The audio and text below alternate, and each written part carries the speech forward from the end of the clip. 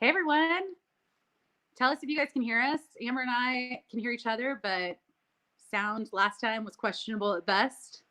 And we're hearing the clicking sound again. So sorry if you guys are hearing that. Yeah.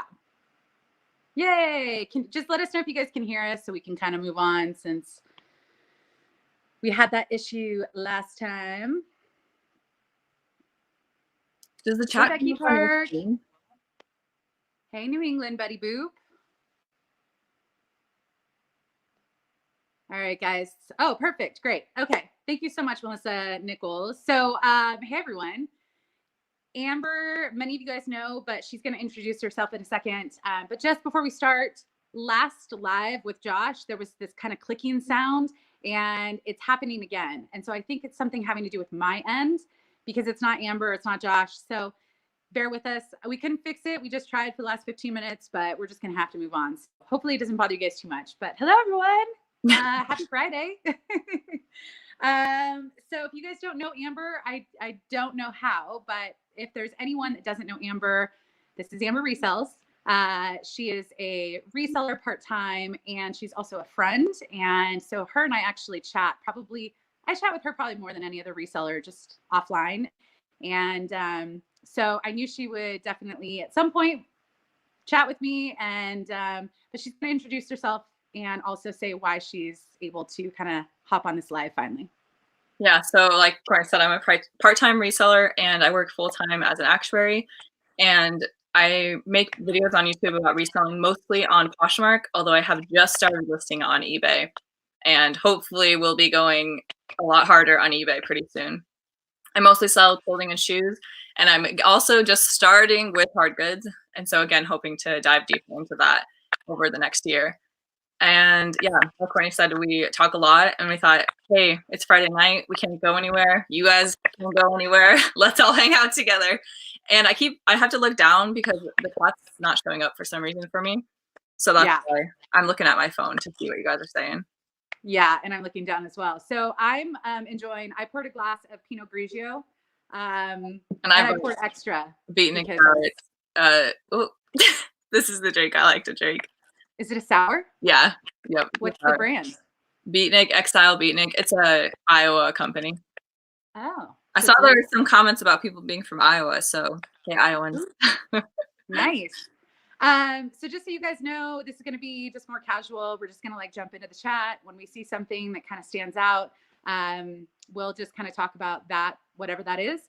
So questions, comments, random trivia, you guys can get creative if you want. Let us know if you're having a beverage or tea or coffee or something like that. But yeah, so I don't see anything so far, just a lot of people joining. Chat's going wild. Oh, Pinot Grigio. You bought 24 bottles of Pinot Grigio? Wait, that just skipped away. My chat definitely stopped. I was in line at the market yesterday to check out, and a woman in front of me, oh, she was buying 24 bottles of Pinot Grigio. Okay, you're like, we're locked down, so get ready. I may or may not have added a few bottles in my cart recently as well. I'm actually, I prefer red, but I don't like the stained teeth. So, but 24 bottles, that's excessive. I mean, got to do what you got to do. So that's funny. So Kimmy, one third at a time, she asked, what's our favorite TV show? Oh man. So, favorite of all time, I usually say like House or Grey's Anatomy because I binge those shows and love them. But most recently, we're watching the show on Netflix. I actually don't even know the name of it, but it's about Formula One drivers. And it's super interesting. Like, there's only 20 in the world. They're insanely good drivers, and it's super competitive. So that's what I've been watching lately. Did you, I haven't watched it, but have you watched Cheer? Cheer? No. Oh, yeah, I did. You did? I started watching it, but then Jacob and I like to watch shows together at night, and he wasn't super excited. I don't really have it. I mean, I have like a lot of past favorites. Like I used to love House. That was one of my favorite shows. But I just watched the first episode of something called like Little Fires Everywhere or something. It's got Reese Witherspoon and, oh my gosh, the woman from Scandal. They're both awesome. I can't think of her name. Anyways, someone will add it. But that was actually a really good episode. So I think it was only the first one, but I don't have cable, so I just watch a lot of Hulu and stuff like that. So let's see. Christina, I don't know how to pronounce. Do you know how to pronounce? Oh, I just tried. You have a glass of Malbec. Oh, yeah, this is actually a good question. So Amber, I know Amber had a Q&A. Her channel is linked below. Hopefully I did it right.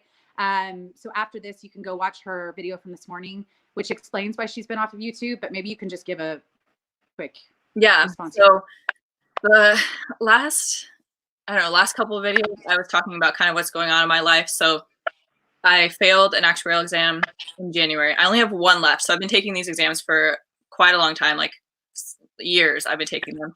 And I failed my last one, and I was supposed to retake it April 29th. And so I was kind of in the mindset of I'm just going to study, plan my wedding, and worry about YouTube when that's done. And last couple days ago, they postponed the exam until a to be determined date in the summer. And I'm getting married this summer. So I'm likely going to be retaking it in October, which means that I can go back to YouTube because I don't have to study anymore. So that's why I'm back. I'm super excited to be back. And unfortunately, I'm not going to be done with my test as fast as I thought I would be. But now I have a break and I can make YouTube again, make YouTube videos again. I mean, there was someone who asked what videos we were planning on doing while we're quarantined, since we can't go to thrift stores and things like that. Oh, that's the one I was talking about. Okay, great. Yeah, I put it on pause, but so I can still do what's sold as long as things are still selling. So, I mean, hopefully the post office stays open and hopefully there's still some sales. So I still plan on sharing what's selling. As far as other stuff, I think it's just for me doing a lot of stuff that I've been asked to share or show, and maybe just by one person or a few people, but I just haven't gotten around to it. So I think there's a long list of things that's just been on the back burner that, yeah. So it's probably going to be an eclectic mix, but I think right now it's helpful for me to just be connected. I live alone and I can FaceTime my family and friends, but yeah, so YouTube right now is a good outlet for me. Hopefully people don't mind kind of the more sporadic aspect of YouTube, I guess. But what about you? What's your plan for? Well, the good thing about not posting for a couple of months is I have lots of ideas that have just been brewing, but I've been like pushing them off until I'm done with my test, which obviously I'm not going to do now. But so I have a whole list of ideas, and a decent amount of them don't require thrifting. And also I've been buying even though I've not been listing. So I have hauls that I haven't showed yet. So there probably will be hauls on my channel of stuff that I haven't shown, but I bought before the quarantine. Yeah, I have nice timing. Well. I was absent. Now I'm back and I have lots of videos I can make. Yeah, that's definitely helpful. Marina said that USPS will be open to the last man standing. Yeah, that's what I'm hoping for. That's what I've heard from a lot of people. So overall, I'm fingers crossed. And yeah, the thrift stores around me have been shut down as well. California last night just had an order that anything non-essential was closed down, as many other states are starting to add that. So, but I can still go outside with my dog. I can still go to the grocery store if needed, but I am trying to just limit anything to just post office at this point. So, the antique boutique, they said, Amber, they love how you have your data analytics in your conclusions. Thank you. Yeah, and I guess I'll just chime in and say why Amber and I started talking, in case you guys don't know. So Amber was one of the first resellers I watched, and I was part-time at the time. And I liked her analytical style, her data style, her just to the point, non-emotional. And I just felt like as a part-time reseller, I liked seeing someone that was going through what I was going through, working full-time and then racing home to try and see what they could do on their off time. And we finally connected, I think, once I finally started a YouTube channel, and I felt like she could see my face as well. And she was nice enough. What was the first thing that I reached out to you to do? Swap boxes. Oh, was it the first one? I think so, yeah. Okay. And we barely chatted. We did chat. I think that's one of my things is I didn't want to come to you and just be like, hey, want to do a video with me? And we've never chatted before. I think we had been chatting for a little bit, and then I threw the idea out, but I was nervous because you had a larger following. And so I was like, oh, I don't want to bother her. And yeah, you were so every once in a while people will ask me to do a collaboration, and generally I I say no, to be honest, but you were smaller than me, but I went and watched your videos and I was like, okay, you have some really unique ideas. You're like really thinking through this. So like, even though you didn't have a big following at the time, I was like, I think this channel is going to go places. Well, you have more than me, so I guess I called it right. Yeah, but I have more videos, so. Yeah, that's true. I don't know how you do it. I don't know how you do it with the regular job. I didn't start YouTube when I was part-time, so mad respect for all the part-time resellers on YouTube or just in general. So let's see. Jen Gold asked, if you're working as an actuary, how does passing the exam help your career? So there's actually like 2 levels of exams, and the way I kind of explain it to people, kind of like a master and a PhD is like the best equivalent I can explain it as. So once you finish the master level, you can officially call yourself an actuary, but then you have to pick a specialty and you have to finish that track to be done with all of the actuarial work.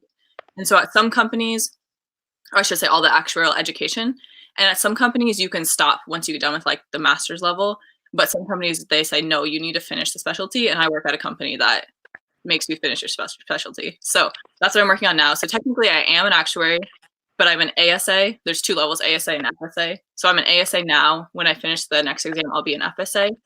And we get raises and promotions as we pass the exams. So once I pass the next one, I'll get the final exam raise and the final promotion. So just wanted to answer that question.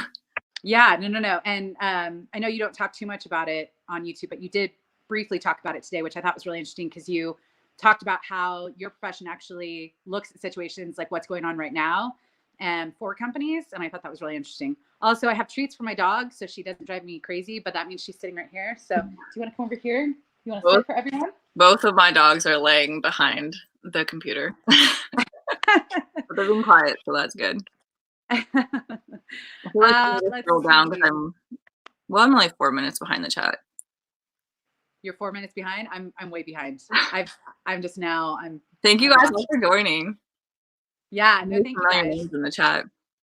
So we can answer any reselling questions, or if you guys just want to chat about anything random, this is just supposed to be casual. If you're just joining, hello. I've got some Pinot Grigio. Amber has a sour beer. I do not like sour beer, so that's an acquired taste. I really like sours, but I feel like they're more like a juice than a beer, but I like them. Yeah, maybe it's because I don't like sour. So Jana Smith, I think, is it Jana or Jane? Oh, I just hit the wrong one. But hey, Jen Gold, she said she's rooting for you. She's talking about the video where you said, is that the one where you said you failed? Yeah. I posted the whole reaction. Yeah. Which was scary to do, but. Yeah, no, that was. Jana Smith had an earthquake in Salt Lake City this week. It's been crazy. Thrift stores still are open.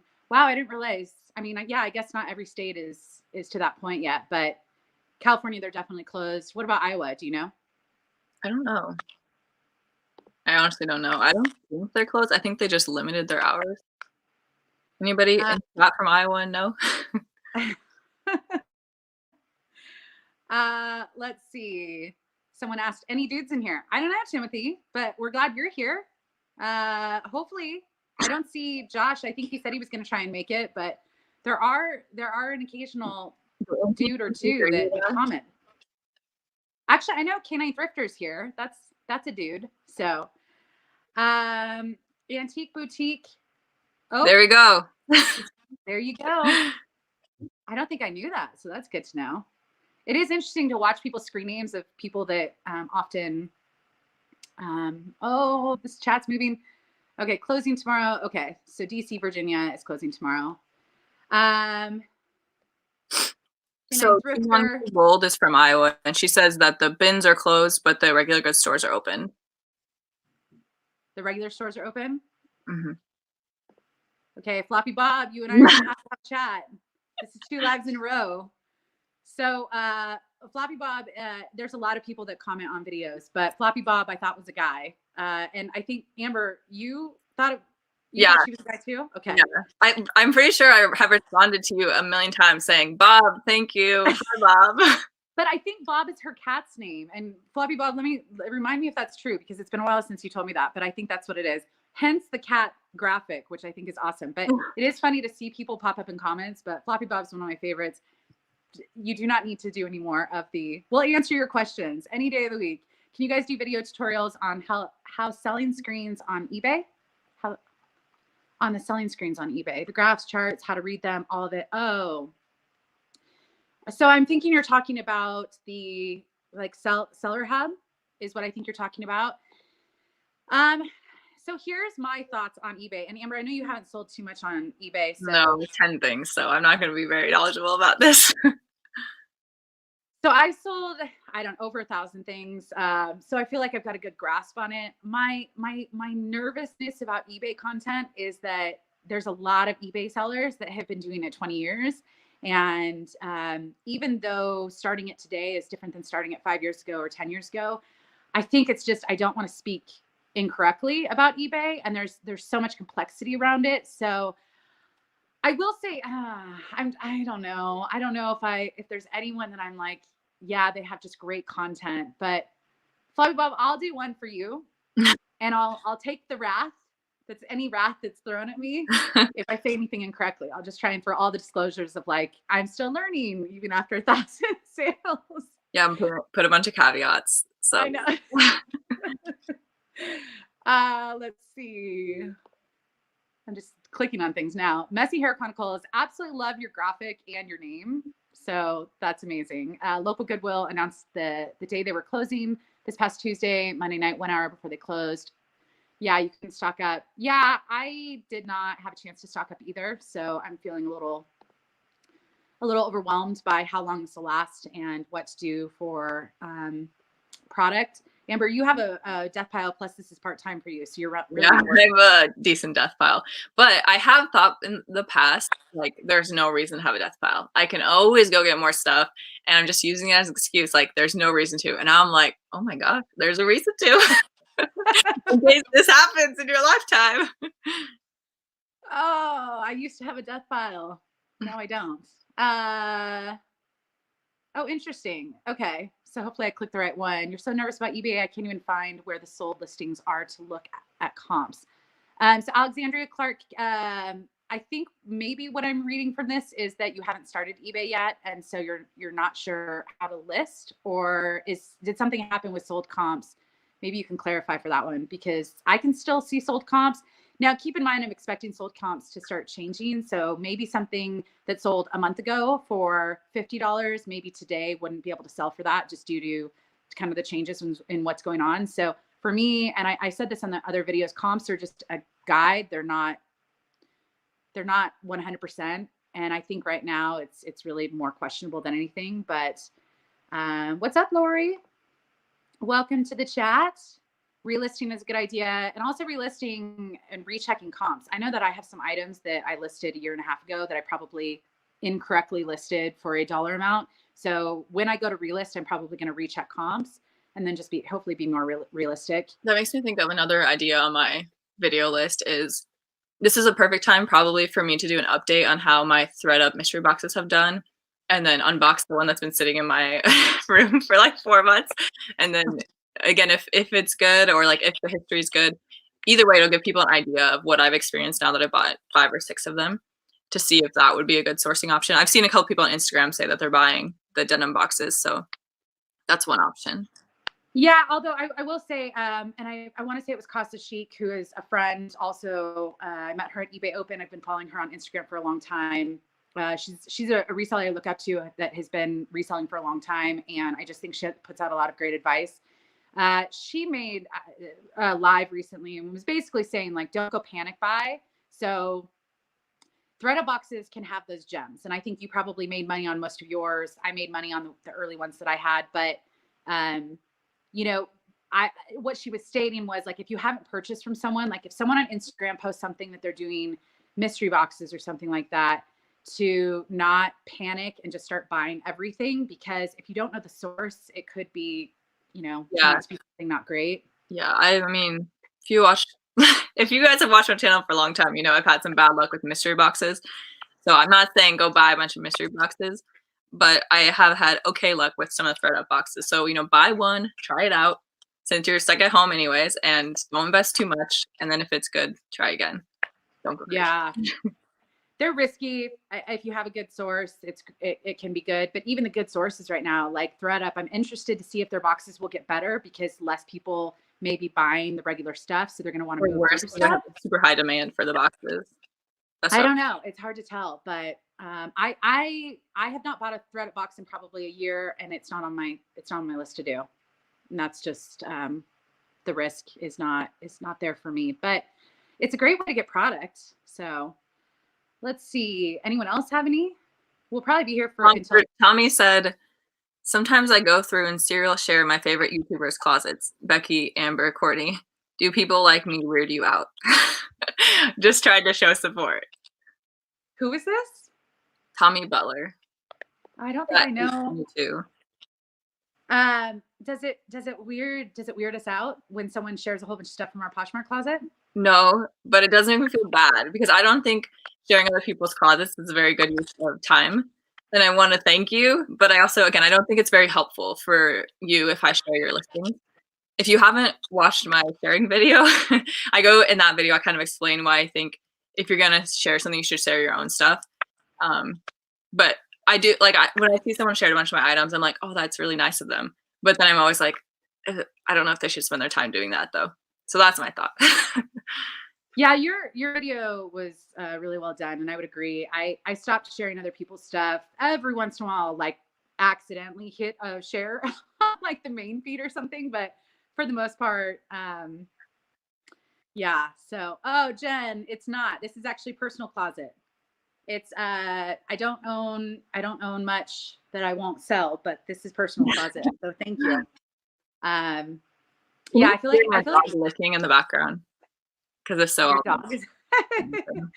Yeah, I would agree. Just to chime in, I always appreciate it. I notice people's names, and I typically assume that if they're sharing a whole bunch of stuff from my closet, that they are someone from YouTube, and it's the same thing. I don't typically share back, so I guess there's a little guilt. Also, I think it's more important to share your own items than share others. But I think it's a thing. It's kind of like what I talked about with Josh the other night. You know, right now is just a time of like, what can you do to support other resellers? And you might not be able to purchase something from them. You might not be able to do certain things, but there are some things that are free that you can do. And I think that sharing is something where people feel like they're doing something, and it could do something. It's just, it's hard to collect data on. So, oh, a lot of Josh made it. Okay. I don't see him, but I see someone saying hello to him. So, yeah. Okay. So he's here. Yeah. Josh is actually, I think, Amber, you and I both would consider one of the better people on YouTube, just for being like real and also interesting what he picks up and kind of the content he makes, but just being humble and just kind of being exactly super down to earth. He's not gonna, I don't know, try to sell you something that's not worth it or something like that. Like, he's very honest, straightforward. Yeah. Good person. Yeah. 100% agree. And I also like, because you said you were talking on your Q&A today. Who was the guy that you also watch that I don't watch? Garage Flips, Lonnie. Yeah. I've seen him. He's one of my other favorites. But he's one of your favorites because you feel like I think you said that he's like kind of like a family member. Yeah, like he reminds me of my dad, which does he probably feel weird about that, but he does. He reminds me of my dad because he's always joking around like my dad does. So there's kind of a, I have watched a couple of his videos, but I think you and I, that's probably what we have in common, is there's just certain people like Lori, who's in the chat, and Becky Park. I'm loyal fans of theirs because they just keep it real. And I think that we have that in common, of just wanting to keep it real with people. So let's see. The chat's moving faster than I can click, but as a YouTuber, do you know how to change your name on YouTube? I've been trying to change it to my closet name, but I don't know how, so I feel silly. Main Hanger. Oh, hey, Main Hanger. I feel like I got a message from you recently. I don't know. Amber, do you know? I don't either. I mean, yeah, I don't know. I'd have to go do some research. It's been a long time. Yeah, it's been a long. YouTube is actually a little confusing to get set up, but oh, interesting. Okay, what do you think about this? Marina said, advice for everyone on Posh or eBay: make a listing stating that you pre-wash, steam all of the clothes you sell, if you do sell those items. And that word that we're not going to say because this video might not get ads, lives lives on Fabric only for a couple of hours. Yeah, that's interesting. What do you think about, I know you and I talked about packages, but would you buy something used right now? I mean, I would. Like, it has to sit in the mail for how many days, and if you just throw it in the wash right away, throw the package away, wash your hands, hopefully you'd be fine. I would assume you would be. If you wash your hands, you wash the clothing, and you don't let it touch anything else. And it's probably not going to be affected after it sits in the mail unless the mail person has it.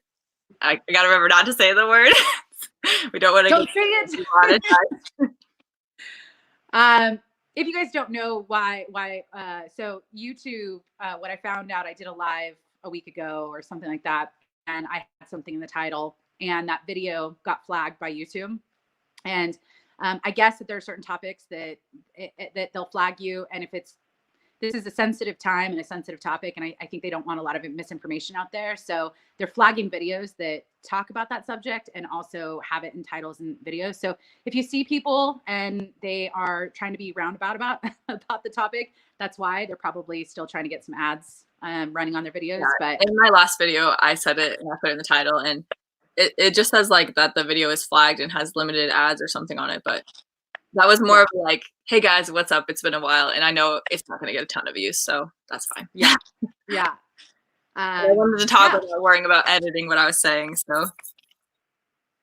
Oh, interesting. Yeah, I hope dishes are going well for you.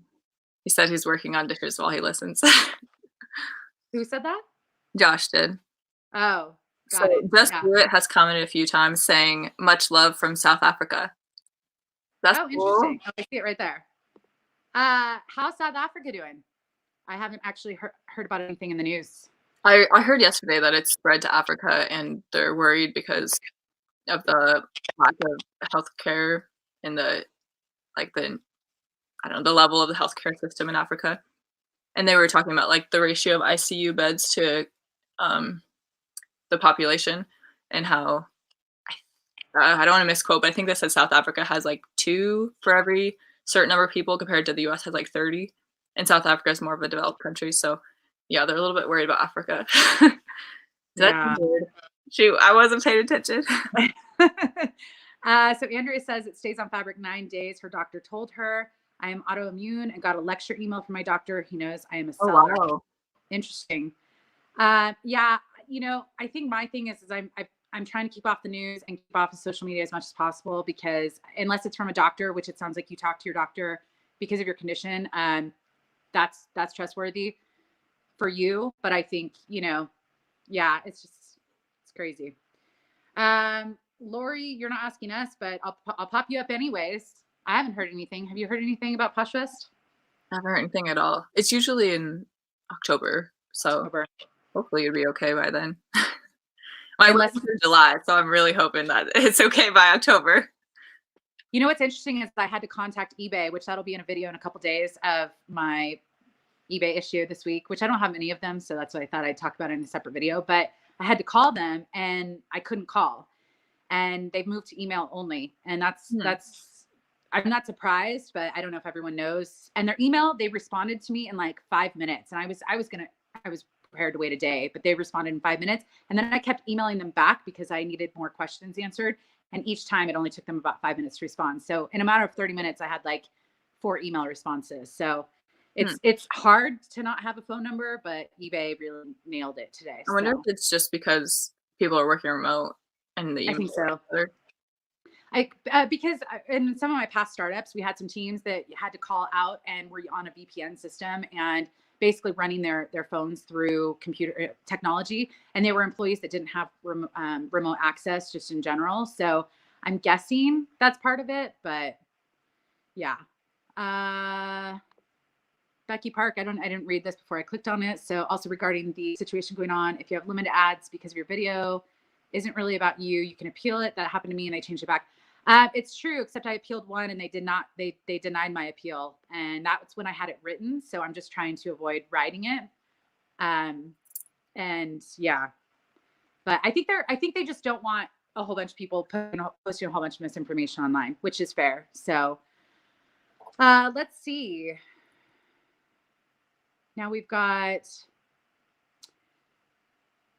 heard eBay Open was canceled. before all this even happened. Yeah. So it was, and it wasn't canceled per se. I think what they wanted to do this year that was different was not everyone can afford to leave their business for X amount of days or travel to one location, which for me, I'm driving distance to Vegas.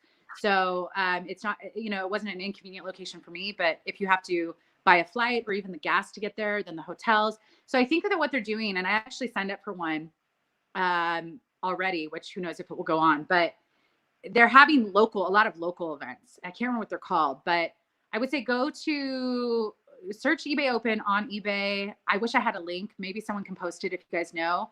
But they're called like, not eBay Open. They're not eBay Open, not eBay First, eBay Forum. I don't remember. But if you contact eBay, they'll probably be able to send you the link on,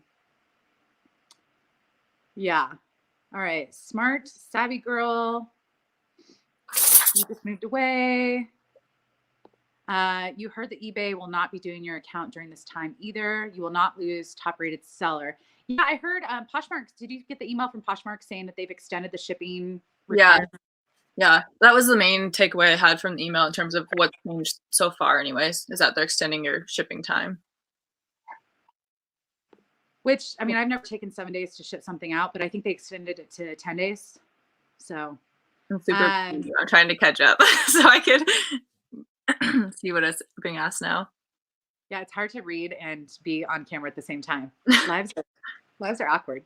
So yeah, Becky Park, you nailed it. And I think that's why there's, I know you've been blogging and I saw that you posted something a couple days ago. We could chat about it on Sunday, but it's a really weird time where I think people want to feel connected, especially people in their profession or some common thread.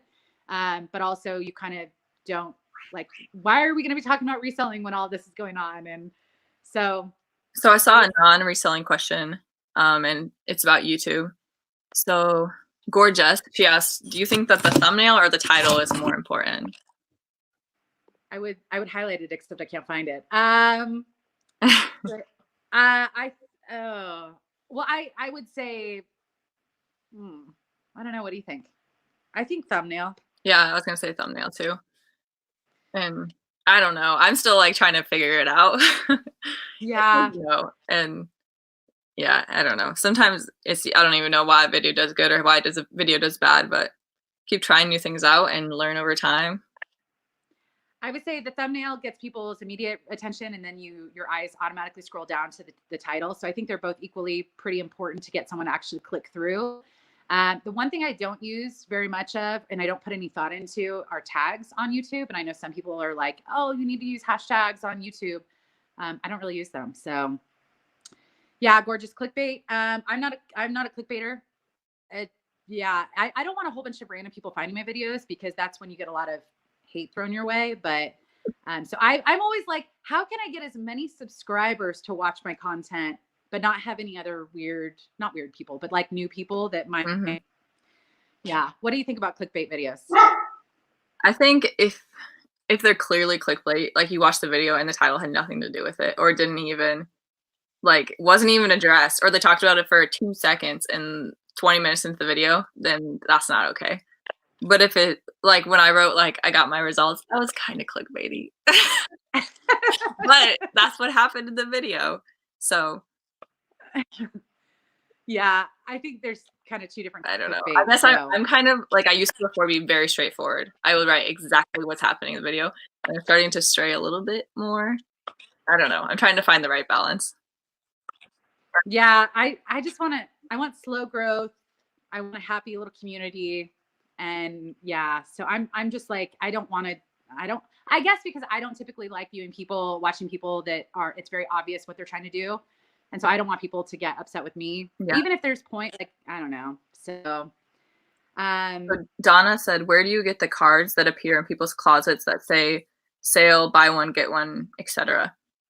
So there you go. Yeah. So for those, I think most people are just creating them on an app or something. So find an app where you can edit a photo and then bring in a background and write words on it, and then just upload the photo like you would a normal picture of a piece of clothing. And then that photo then can show the top of your closet. So you upload it like you would a listing, and then just put it as not for sale. in your closet. What do you think about Poshmark sales?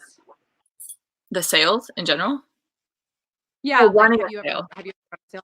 Yeah, so I ran a 3 for $20 sale over a year ago now, and it went really well. I sold a bunch of stuff really quickly, and then I had a 3 for $20 sale a couple months ago, and I hardly sold anything. So I don't know what the heck, if it was just like a difference in what I had for the items that were in it.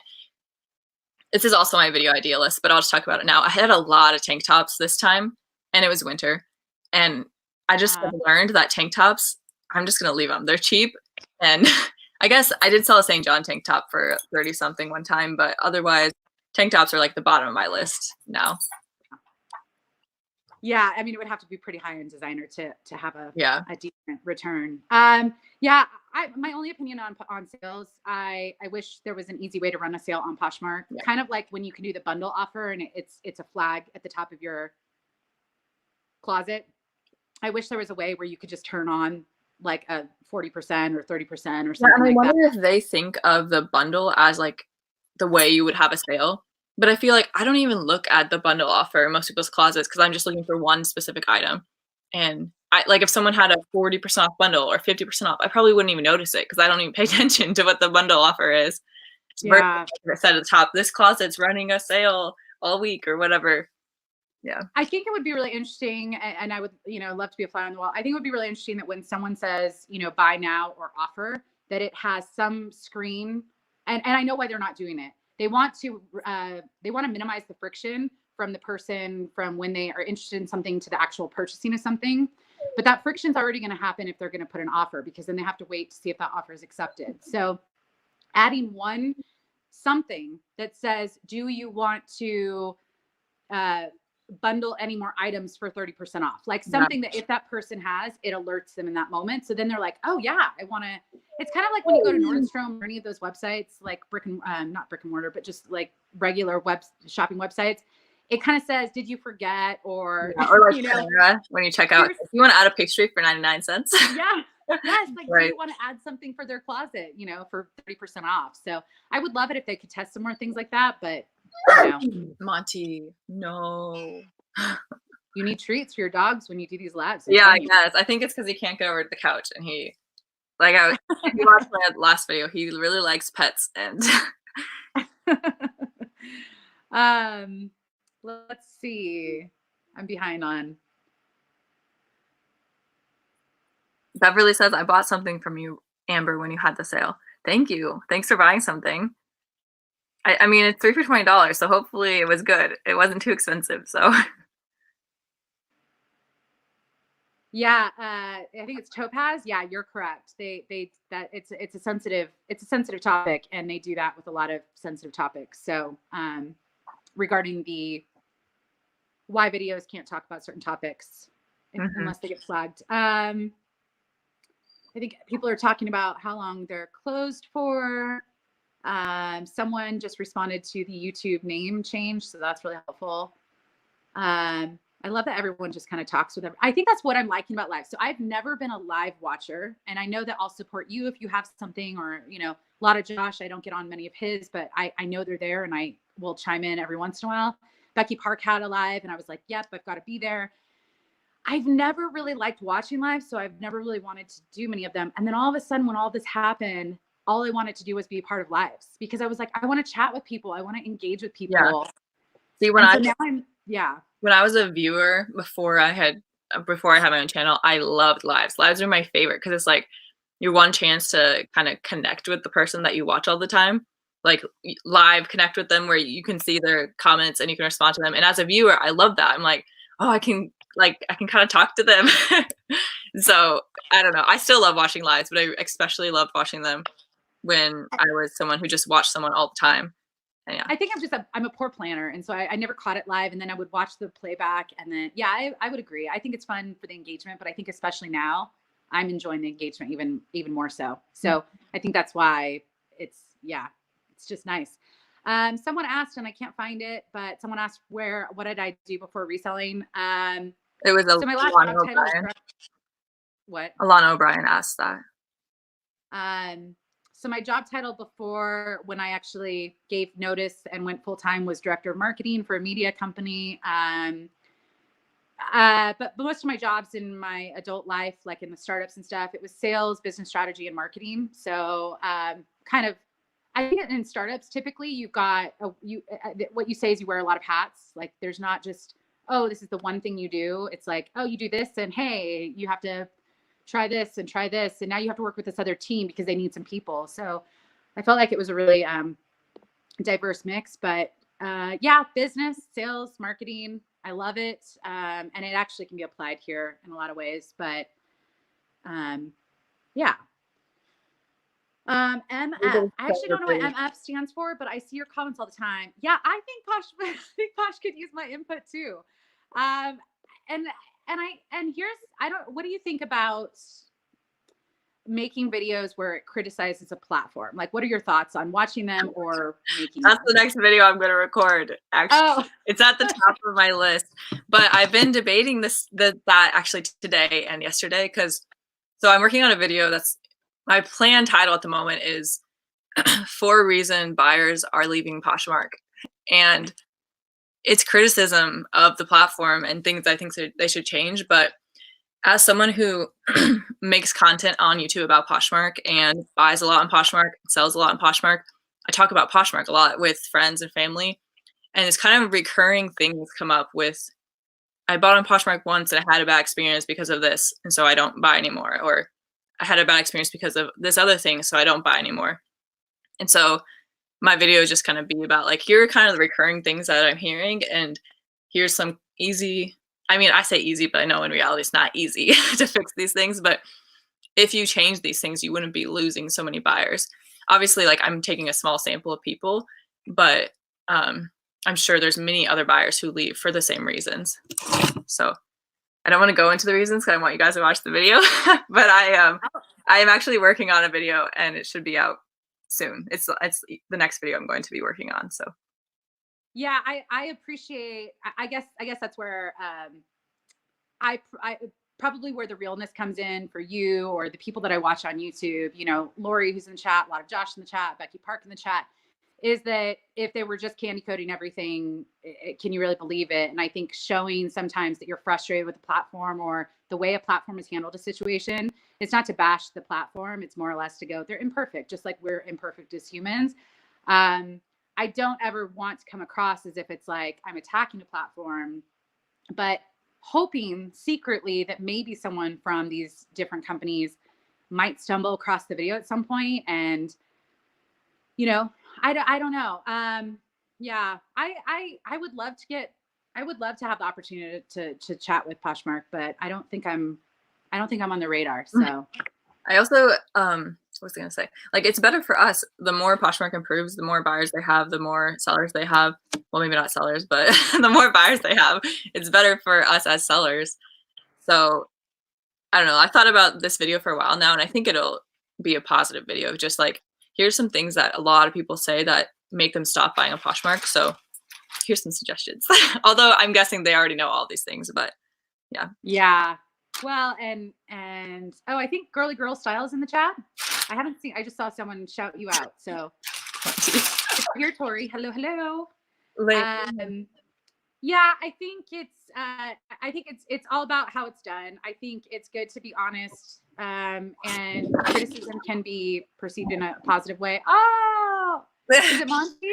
Monty and Jack. Oh, Jack's dark. That's why. Yeah, Jack's always hidden. So cute. Luna's sitting right here, but she's always in my vlog channel, so I feel like she could take a break from being on YouTube. So I see a question saying, Amber, are you going to do more reseller mystery box reviews in the future? So I get this question a lot, and I don't know what to do about it because I've had a lot of boxes where I didn't make back very much money or I lost money. And I want to be honest about it, but I also I don't know. Like, it's one sample out of how many boxes they sold, and I've already made the video where I gave my criticism and I was honest about it. So I guess I'm afraid to buy more because I've had bad experiences. Like, I went into the mystery boxes thinking I'm going to promote some people who sell really good boxes, and I'm going to do it in an objective way without talking about what I think about the person, just show their box and hopefully find some really good boxes that people can profit from. But instead what happened was I found some really bad boxes and I started a lot of drama, and it was good because it made people not buy those. But I guess that wasn't what I was hoping. I went in hoping I'd find some really good stuff, and instead I found some really bad stuff. So I don't know. I'm not really like excited about doing more of them because they cause a lot of drama for me. But I know people like them, so that makes me want to do more of them. Yeah. Ironically, the very first YouTube video I filmed, or the second YouTube video that I filmed that I never actually published, like never put up, was a review of someone's mystery box. And it was because I used to watch yours in the beginning. And I liked how you were saying the good and the bad. You weren't like bashing someone. You were just like, hey, this is really great. This maybe not so much. Yeah, I would just say, I mean, it's been a while. I tried testing out mystery boxes to see if it was something that I could build into the business. And then I realized, oh no, I don't want to upset people. And I feel like if people don't know what they're getting, even if they know what they're getting and you just make a mistake, it can end up on YouTube, and then, you know, there's emotions tied to it. And if it's a company, I think it's fair criticism. If it's a human, I liked how you did them, but I agree. I think there's a lot of, yeah, they can get tricky. So I wouldn't do them. I'm glad you don't anymore, but I liked how you did them before. I know I want to do them because I feel like there are some people that I think are just taking advantage of people, and like that's not right. And I want to make that stop. But I also like I said, when I started, I didn't go in with the tension of being like, these people you shouldn't buy from them. I wanted it to be a positive thing, and it turned out not being that. And now I'm going in knowing that it might not be a positive thing, and I don't know if I want to do that, and if I don't know if I want to go in the tension of exposing people or something. So that's why I haven't done them.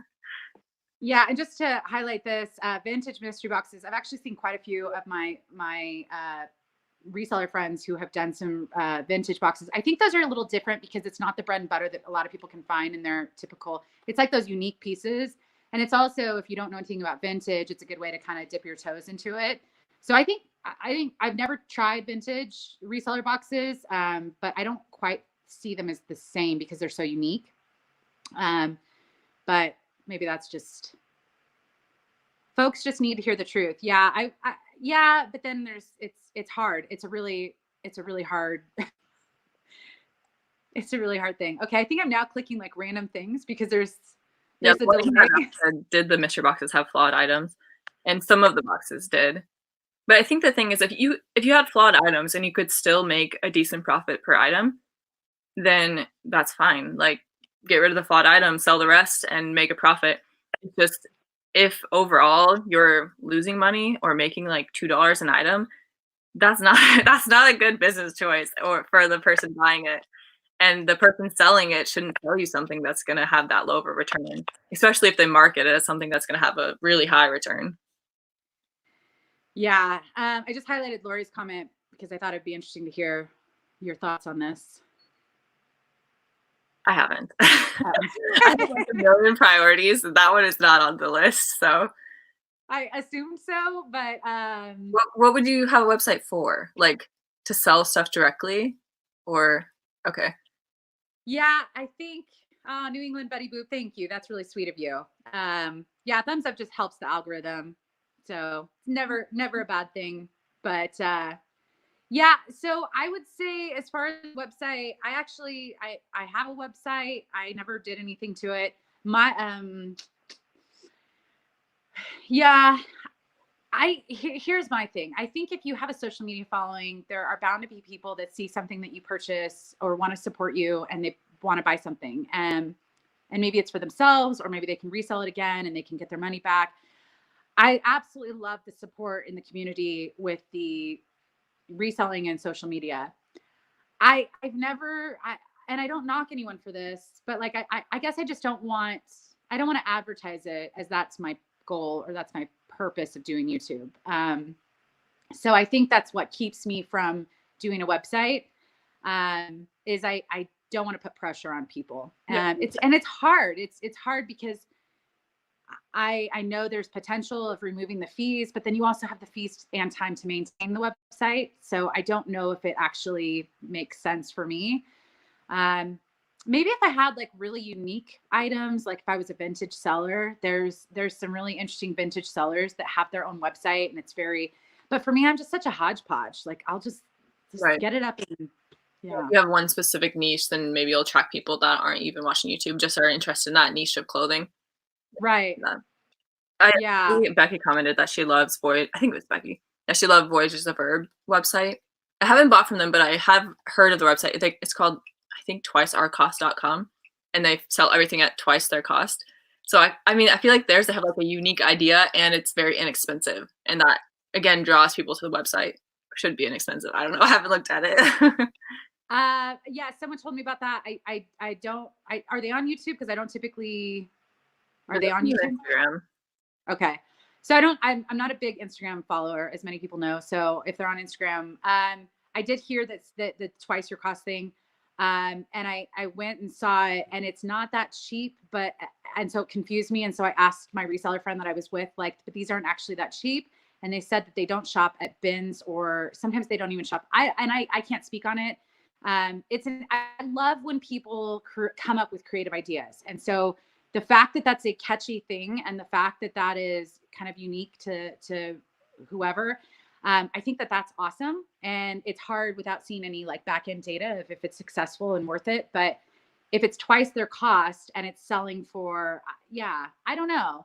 And there's still photography. I guess that's where I'm like, if I could cut out the photography, yeah. You're saying, would it be profitable if it's just twice your cost? I just think it's risky for me. Like, I don't pay up for things unless I'm like a sure bet, and paying up for something. Yeah. So, but I don't know much. I'm not a big Instagram follower. So that might make me a bad reseller at times.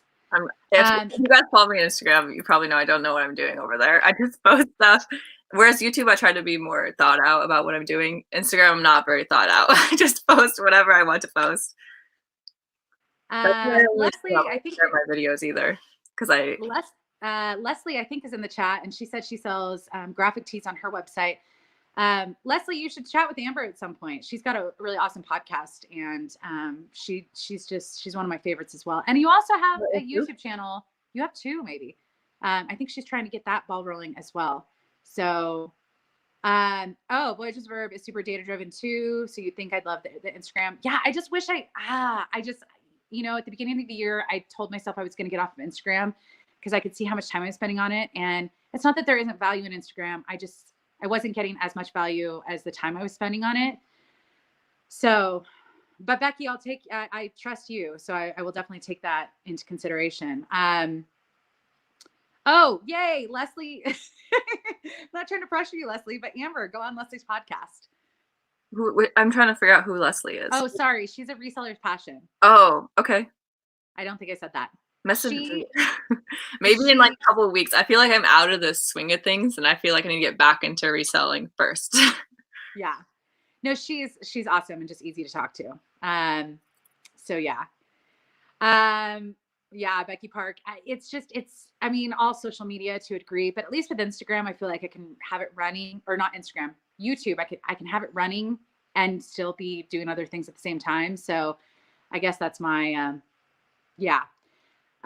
Let's see. So Dolores 1210 or 1210. She asked, "Is it a waste of time to list a product without tags on it?"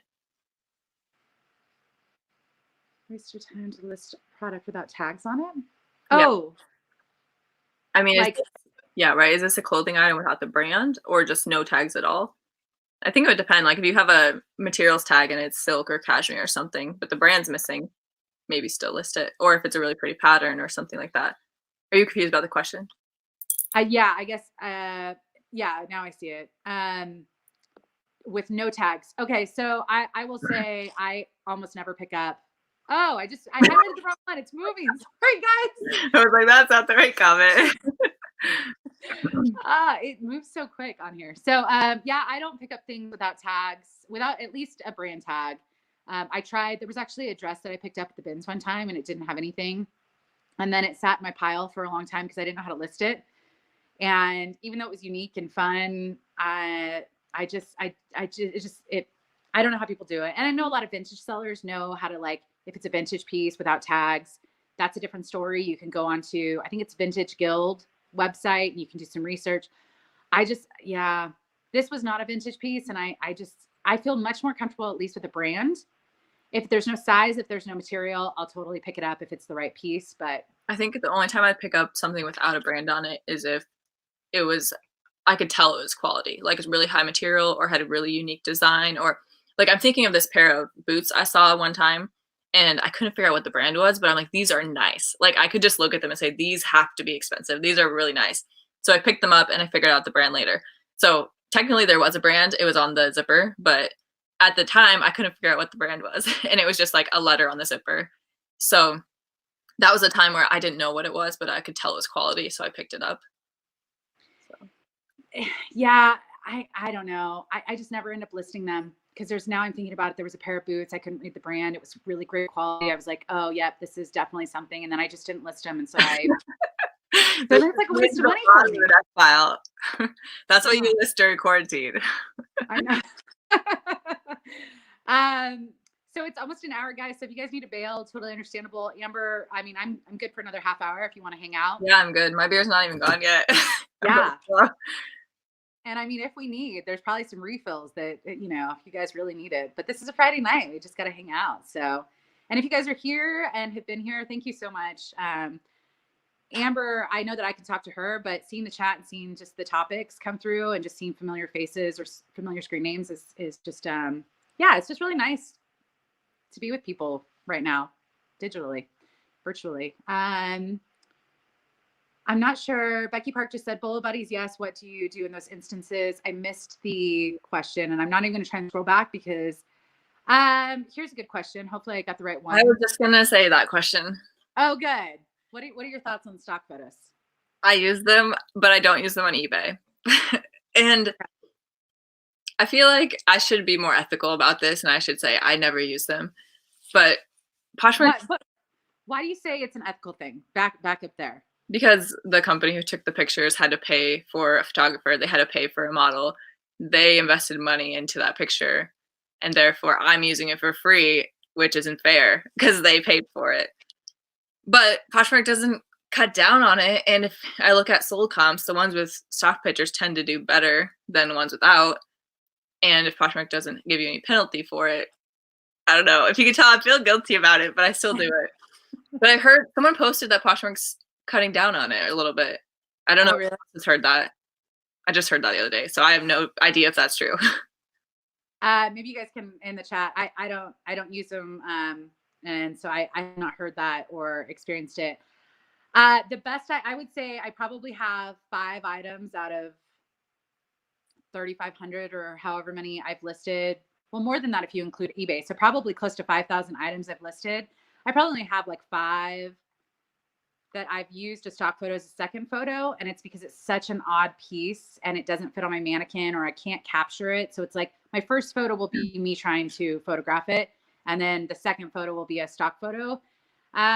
I guess my nervousness around stock photos is just my marketing background. We could not, like, I used to send out a lot of email, like marketing emails and stuff like that. And you just had to be so cautious because there's lawsuits. And I know it seems strange because it's like, oh, you're just one person, you're one reseller. But from just my history, it really makes me like, there's legal ramifications to it. Maybe not if everyone's using it, but I don't know. So yeah, it's not my thing, but I also don't knock people for doing it because there's a lot of things that just look way better on stock photos. I think I need to get a plus size model because whenever I have plus size clothing, I don't have my model's not big enough to make the clothing look nice. And so what size is yours? I think it's 6. Yeah. Or 4 or something. But yeah, I need to get a plus size model so that I can make the plus size clothing look how it should look versus being on a small mannequin that doesn't really fit the clothing. So that's particularly, like, I feel like Torrid, I probably have a decent amount of stock photos because then it looks how it should look. So. Yeah, I feel like I need a mannequin that's slightly smaller and one that's a size like, a 12, 14, but I also need like a 0 because I've got a lot of items that don't fit on my 6. Yeah. So that's kind of a bummer. I kind of stray away from the really small stuff, so I haven't had as much of a problem lately. Yeah. Lori, what are you drinking? You're drinking for both of you. Oh, one thread at a time says she crops the model face off. Still not right, but I'm not, but I'm guilty. Yeah, I've seen people do that. And I think that there's something to be said for that, like trying to at least, yeah, I don't know. I know eBay cracked down quite a bit with some of my reseller friends. Actually, one of my reseller friends on eBay, she got, I don't know how many strikes she had, but she recently had like a month ban from eBay because of using stock photos. And she went back to them. Yeah, she went back to them and said, but you guys told me that I could use it not as a first photo, but a second photo. And then they said that I don't remember the whole story, so I don't want to say it incorrectly, but I do know that stock photos can create some issues, and it may not. I don't know how they figure out like who to go after, but I mean, Barefoot Dreams went after me on eBay. Barefoot Dreams was messaging people. Yeah. No, that wasn't stock photo. That was just selling their item without receipt of buying from a I don't know, verified source or something like that. So I can see Posh gets bigger when they start cracking down also. Yeah, Bolo Buddies, I agree. I think Poshmark's still just right under the radar. They're also not a publicly traded company. So, you know, what? So they're trying to be. Yeah, what's your update on that? Because you were the one telling me that you received an email or something talking about that. No, I don't think. I was just Googling it. It said like they were supposed to be IPOing last year, but I think they said that their revenue wasn't high enough. I'm pretty sure that's what the article said, that their revenue wasn't high enough. And also that companies that had IPO'd earlier in the year that were e-commerce companies weren't doing as well as anticipated, which had kind of hurt the projections of Poshmark because they were, you know, like, I guess first the revenue was down and then similar companies weren't doing as well as expected. And so they decided to push back their IPO to try to improve their metrics. Yeah, I think when you told me that, I went and Googled it. I don't know. It'll be interesting. I wish Poshmark, I wish I saw a little bit more information from them regarding that kind of stuff. But yeah, it's surprising that we're Poshmark sellers, but we don't really hear about it much. And it'll be interesting to see what will change once they IPO, because they'll be more beholden to their shareholders and what their shareholders want as one of their, I don't know, stakeholders, I guess, that they're needing to worry about. Yeah, I'm interested to see. I guess that's the only reason I really want them to go public, is to actually, because they will have to share certain information that I feel like is very unknown right now. So, Floppy Bob, Amber, would you ever do? Oh, Courtney and Amber, would we ever do closet reviews? Is that your dog? Yeah, Monty, come here. He was trying to get to the couch with the lights in the way. Monty, come on, come on. Come here. Get up here. Come on. Go ahead. Floppy Bob, I'll answer. I won't. I feel like there's just, I don't know. Because I kind of try and put myself back as a new Poshmark seller, like thinking, oh, I would love for someone to give me some feedback. I think what I've learned just in general with friends, with people in business, when they ask for feedback, it's not, unless you're like going to give them a glowing A+ review, there's probably going to be some criticism, and not everyone can take it as well as I think they think. Like, and me speaking about myself as well, like, it's just hard to get criticism at times. And so even though it can be really helpful, it can still sting. So it's not something I probably will ever do. But I will say, here's my thing about closets in general, or just, I am not a perfectionist when it comes to listing, like my photos and my titles and my descriptions, because the more time I spend on that is time that I could be like listing new things. So I would rather be a little bit speedier on listing and maybe miss something or not be perfect with something, and get more items up. I don't want to like have problems with my sales, but I know, like, I'm just, yeah. So I think what you're implying maybe is like you don't want to critique others because that implies that your closet is the ideal or something. Yeah, I think that's actually one of the hardest things about YouTube, is when the day that you realize that people are starting to look at your closet just to go and browse and see how you do things. And it's like, oh man, people are looking at this stuff and I'm pretty terrible at it. But That's one of the reasons I want to do them, is because I feel like I still need to improve. Like, I'm working on it, but who am I to say, pay me to review your closet? Mine's so good. I'm going to tell you what to do. And I think if I felt like I should, like, if a lot of people were asking me to do a closet review or something, I'd probably just make a video and say, like, here are common things that I think a lot of people do, or that I did at the beginning that you could change. And I just make a video to just kind of address the common things. So. Yeah. Yeah, I think that there are some like critical things. Like I think lighting can really help if it's too dark. If you have good natural lighting, that can be really great. So I don't think you need a light kit or anything. But other than that, I think people have different styles, and you're also like, if you scroll through a whole bunch of photos, like if you do a search, and I know you've done some really kind of interesting things, kind of actually purchasing things and how things stand out. I mean, certain things stand out because they're just different. They're not that like, oh, you see the whole thing, but maybe you just see a feature. Like I've heard people talk about, oh, maybe highlighting a feature as the main photo. I don't know. I just don't think there's a perfect solution. I would just rather get stuff up and the right buyer will find it at some point. Yeah.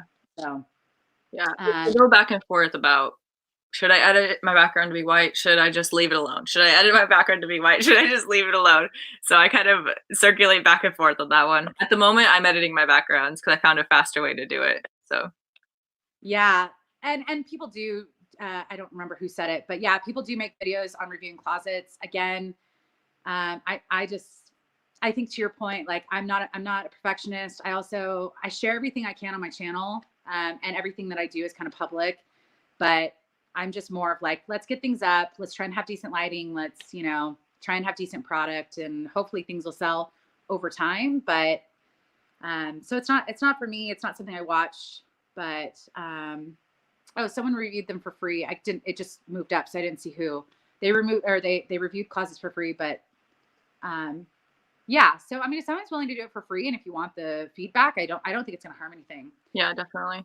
And then again, when it comes to doing it for free, it's just because I would be like, how am I an expert? Like, is my closet the perfect like listings, or I don't know.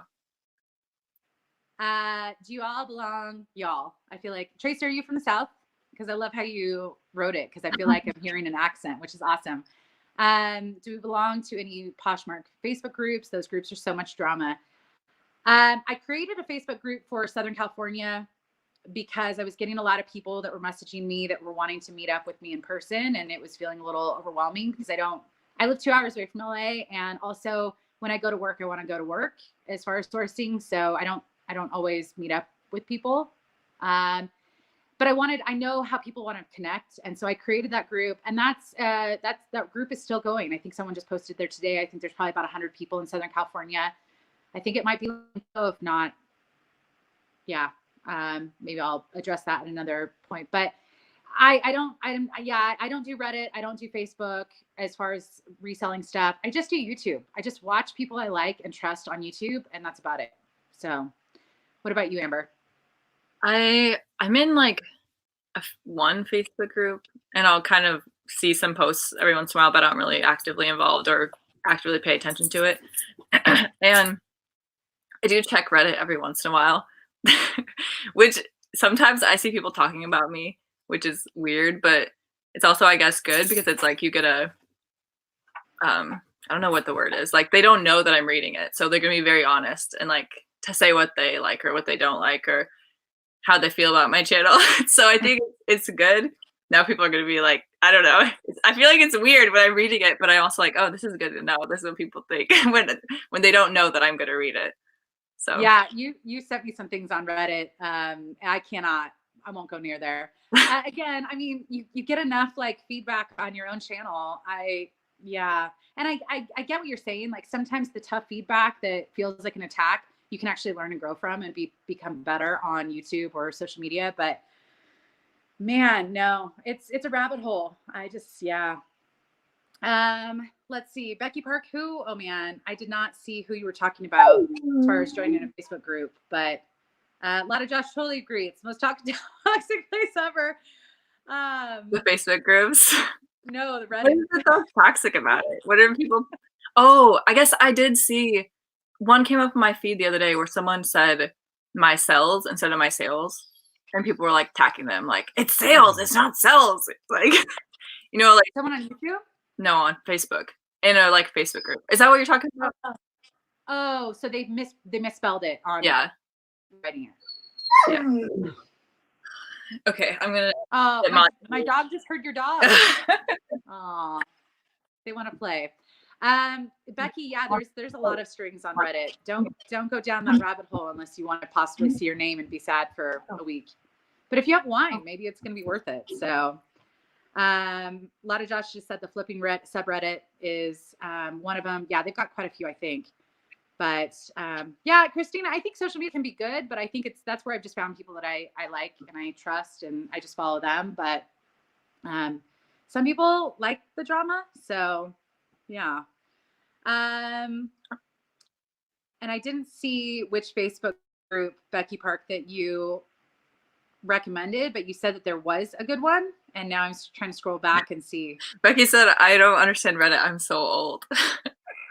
The only reason I know about Reddit is because my fiance doesn't use any social media except for Reddit. And how old is he? He's 31 or 30. He's 31, I think. Which I think, Becky, you're close to that age. So he uses it. It feels like a lot of the video gamer guys use it. So maybe it's a thing with them. I was going to say an ex-boyfriend of mine was the first person I saw, and that was like so many years ago. Yeah, I think it's not just a guy thing, but I think that's how I was introduced to it. Yeah, I guess there are some good Facebook groups. I can't keep up. I can't go back far enough to see who they are, but apparently there are some good ones. So if you go back in the chat, maybe you'll find some that are pretty good. Lon, the lookout, you're 27 and clueless. You don't understand Reddit either. Yeah, Reddit's just wow. It's the subreddits. It's a weird world.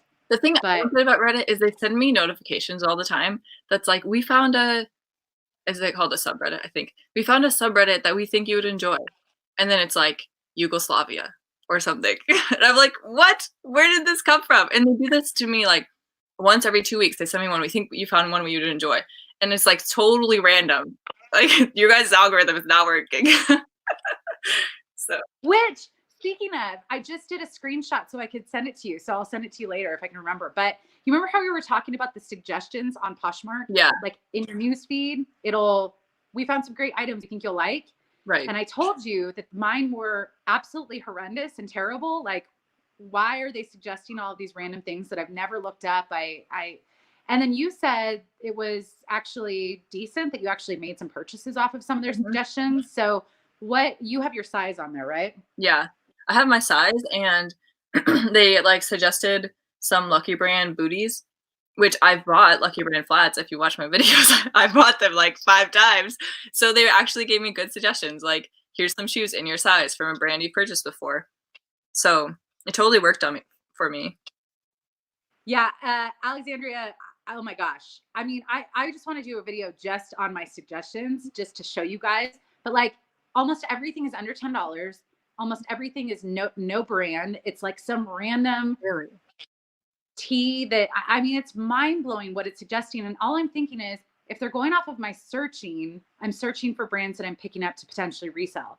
But none of them are brands that I have ever searched for. I don't have my sizes on there, so that doesn't play, like, that might be a factor, but I just don't understand it. And it happened again. And I thought of our conversation, and I'm like, why are the suggestions so terrible for me?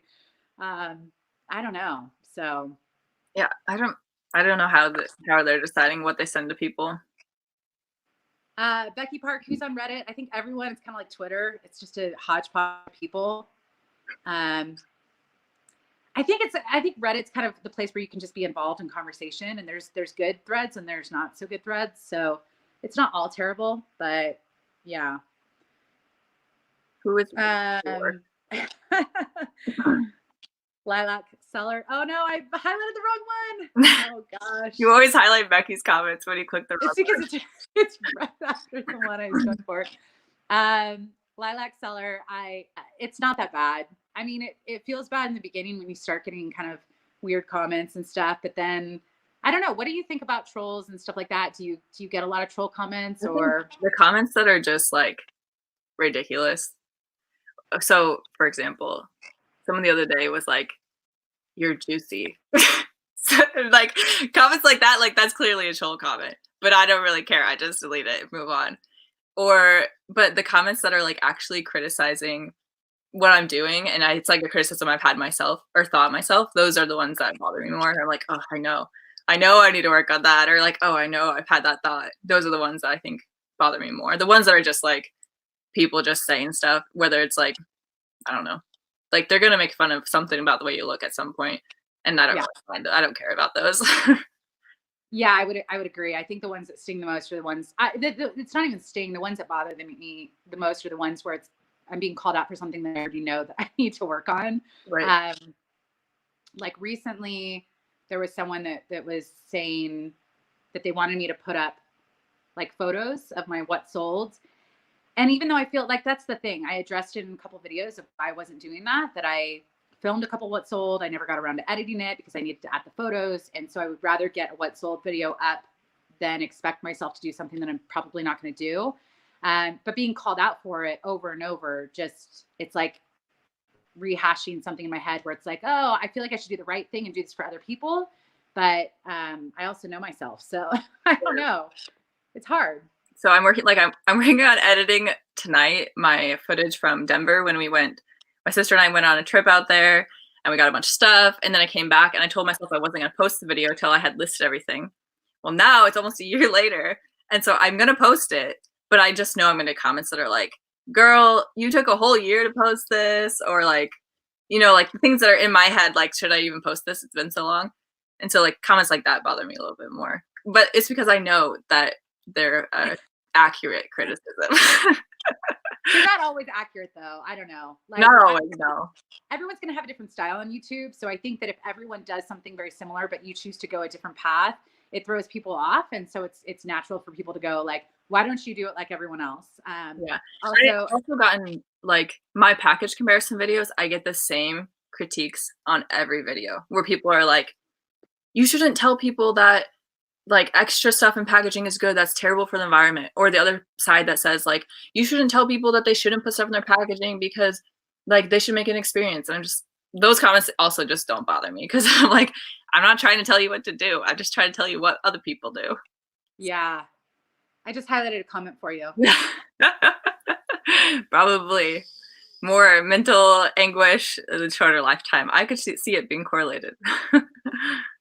I would agree. I mean, I have no data to support it, but yeah.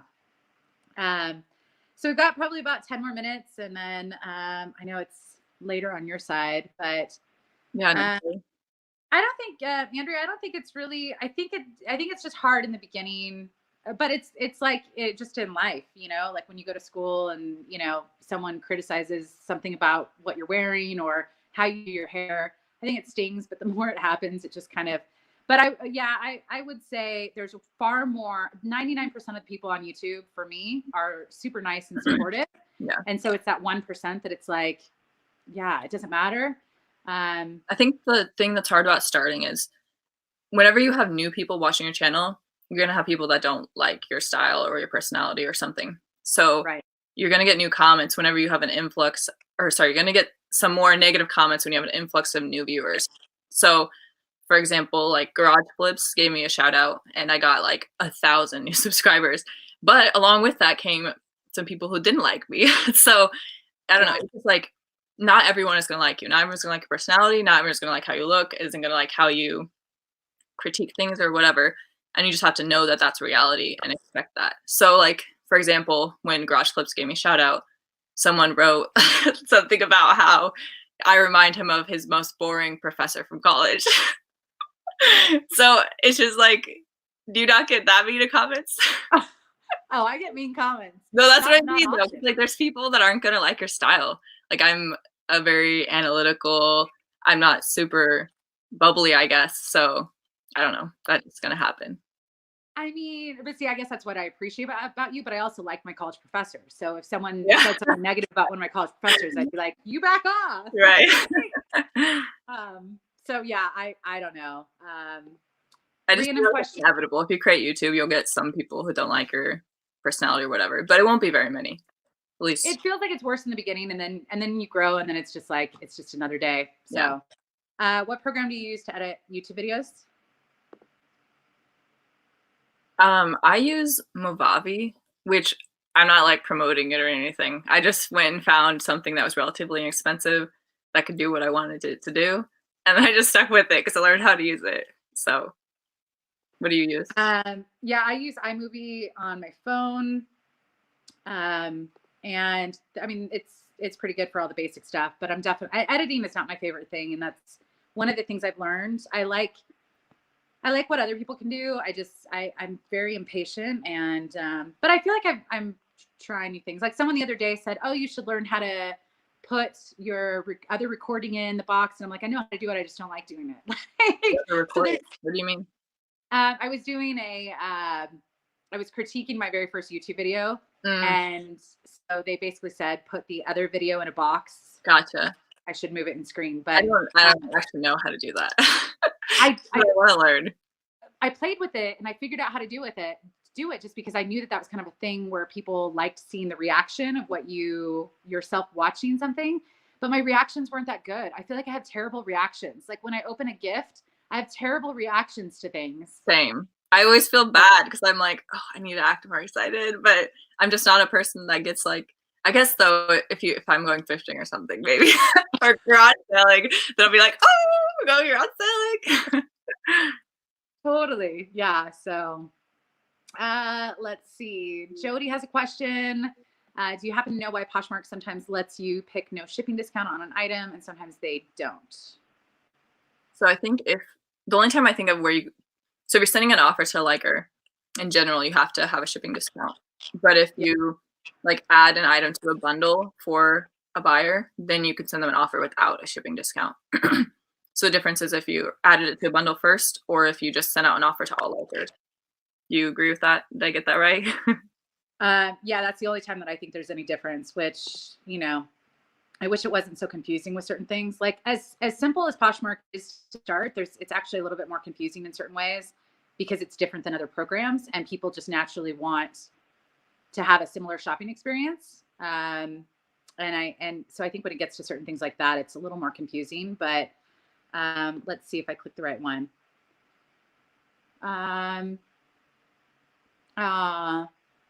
So we haven't gotten our money back yet, but we filed a claim with our bank, which surprised me that there would even be a chance they would give us our money back. But the people at the bank told us that sometimes if they took payments within the last 60 days and then they went bankrupt, you can get your money back because they should have known for those 60 days that they were going to go bankrupt. And so technically they shouldn't have been taking more payments.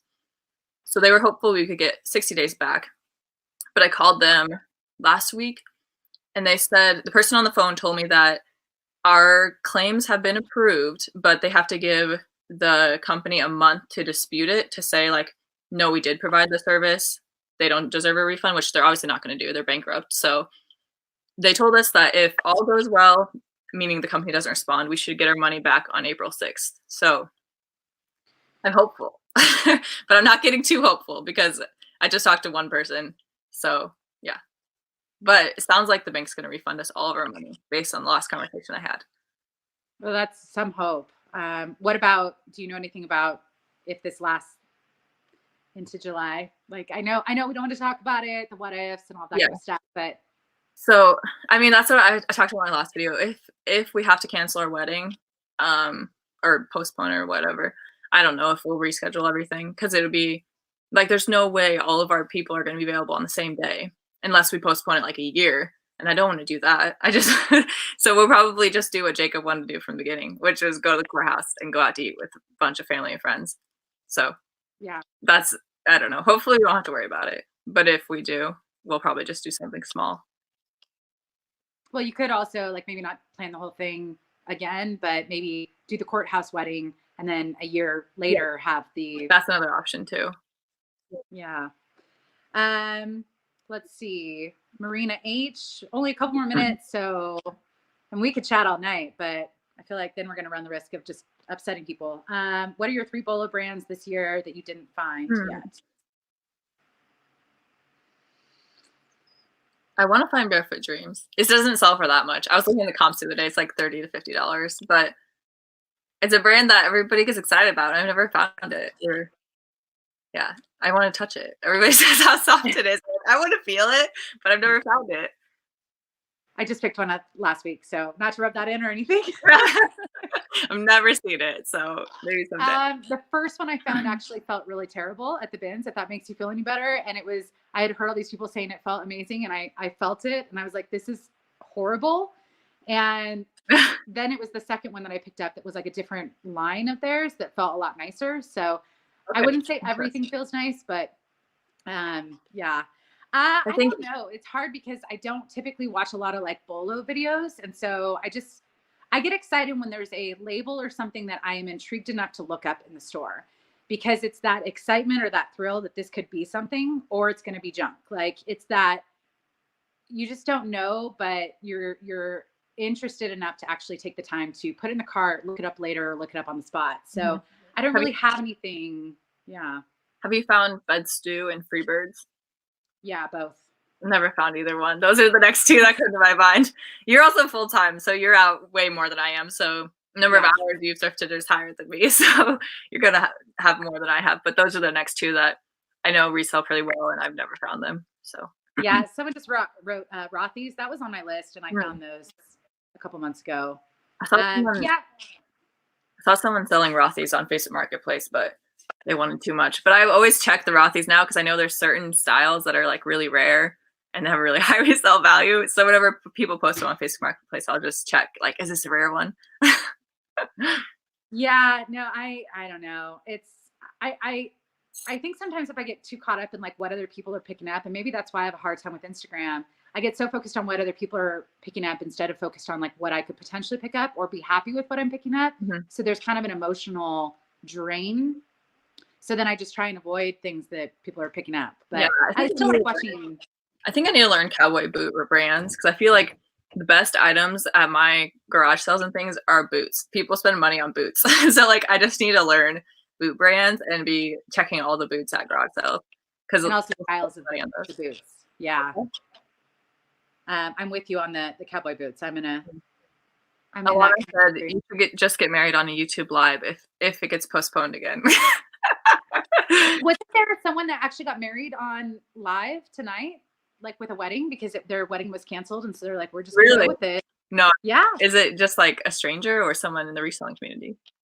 I think it was a friend of a friend. Like someone posted on Facebook on my personal stuff that one of their friends was doing it. And I thought that was cool. I mean, I guess if you want your friends and family to be there, but they're quarantined, go on YouTube Live. Take the computer to the courthouse or whatever, wherever you're gonna have it. Yeah, no, it's crazy. Well, I think we missed 5 million questions, but thank you guys for hanging out. Sunday, Becky Park and I are going to be chatting. So I know she's been in the chat, but Becky Park's another one of my favorites, and I think Amber agrees. She's another awesome on YouTube. So really. Yeah. So if you guys have more questions that we didn't answer, join us on Sunday, and maybe we'll do this again, depending on how long this lasts. Yeah. Maybe we'll do it on your channel. That would be fun. Or we could do one with all 4 of us or 5 of us or however many. That might be hard though. I feel like we'd have to have more of a script. Like we're going to talk about these topics, and But I don't know. Maybe we could do 1 or 2 more people. I don't know. We'll try it. But we'll see. Night, everyone. Good night. Good to see everybody. I mean, hear everybody in the chat.